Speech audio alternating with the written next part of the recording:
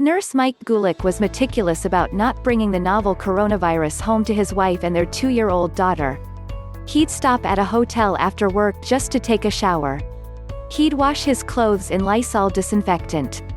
They did a tremendous amount of hand washing.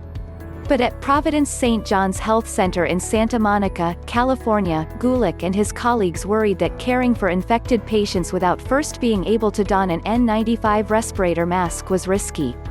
The N95 mask filters out 95% of all airborne particles, including ones too tiny to be blocked by regular masks. But administrators at his hospital said they weren't necessary and didn't provide them, he said.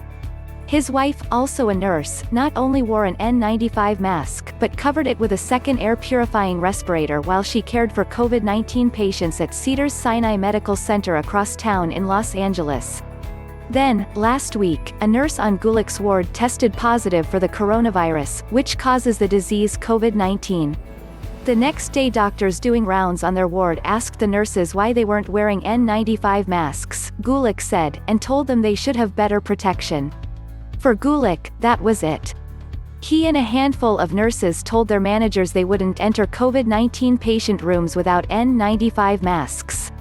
The hospital suspended them, according to the National Nurses Union, which represents them. 10 nurses are now being paid but not allowed to return to work pending an investigation from Human Resources, the union said. They are among hundreds of doctors, nurses and other health care workers across the country who say they've been asked to work without adequate protection. Some have taken part in protests or lodged formal complaints. Others are buying, or even making, their own supplies. Guidelines from the Centers for Disease Control and Prevention don't require N95 masks for COVID-19 caregivers, but many hospitals are opting for the added protection because the infection has proven to be extremely contagious. The CDC said Wednesday at least 9,200 healthcare workers have been infected.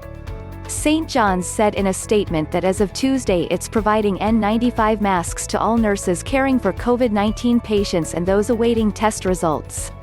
The statement said the hospital had increased its supply and was disinfecting masks daily. It's no secret there is a national shortage, said the statement. The hospital would not comment on the suspended nurses. Angela Gatdula, a St. John's nurse who fell ill with COVID-19, said she asked hospital managers why doctors were wearing N95s but nurses weren't. She says they told her that the CDC said surgical masks were enough to keep her safe. Then she was hit with a dry cough, severe body aches and joint pain. When I got the phone call that I was positive I got really scared, she said. She's now recovering and plans to return to work next week. The next nurse that gets this might not be lucky.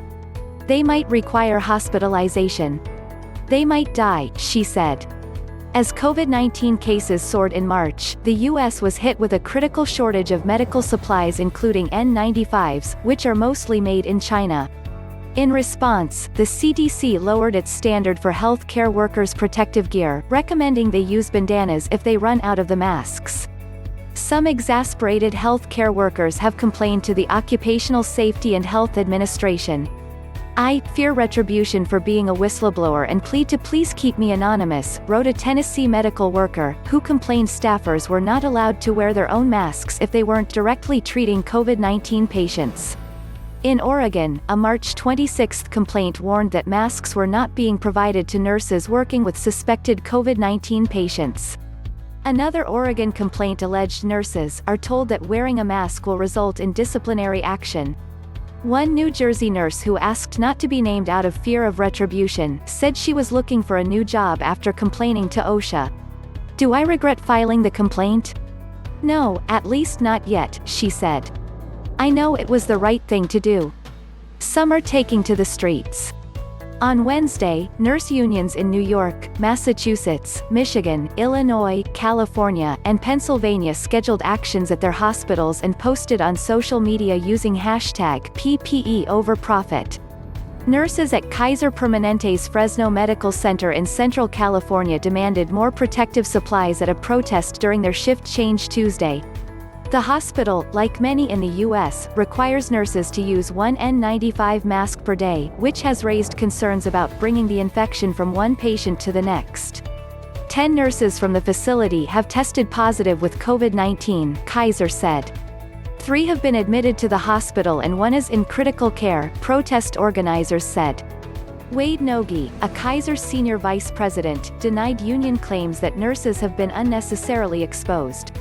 Kaiser Permanente has years of experience managing highly infectious diseases, and we are safely treating patients who have been infected with this virus, while protecting other patients, members and employees, Nogi said. Amy Arland, a critical care nurse at the facility, said that before the pandemic, following infection control protocols they're currently using would have been grounds for disciplinary action. And now it's like they've thrown all those standards out the window as if they never existed, Arland said. It's beyond me.